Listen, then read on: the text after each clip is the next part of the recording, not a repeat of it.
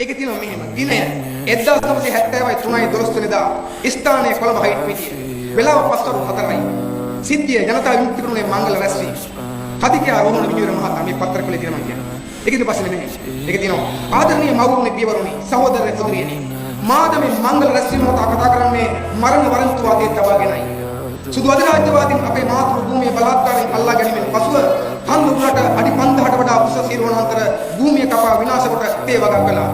ඉන්පසුව කලුසුද්දෝ ඉදිරි වනාන්තර ටිකක් කපා මහ විනාශයක් සිදු කරගෙන ඉන්නවා. කලුසුද්දෝ දැන් කරන්නේ මේ මහ විනාශය නැවතුනේ නැත්නම් දශක 3ක් 4ක් ඉදිරියට යද්දී නායම් සෝදා පාලුව ජලගැලීම් නියගේ තිරි ජන සංහාරයක් සිදු වෙනවා.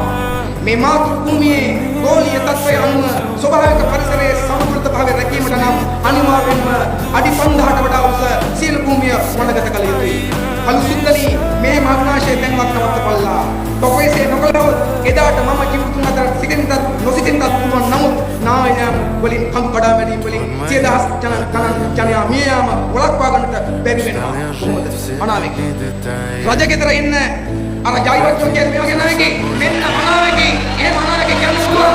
දේශපාලන දැක්ම රටක නවෝදයක් පරිසරයක නවෝදයක් දිවිච්ච මහා දෙවස්ත මුස්ලිමෙක් තමයි රෝහණ විජේවීර කියලා කියන්නේ. අන්නාට කියනවා ඉගෙන ගන්නවා නම් ඉගෙන ගන්න. එතනින් මේ පච කෙලකල ඉන්න ජනාධිපතිතුමා වෙන්න උපදේශකින්ට ඕදන්නවා නැහැ.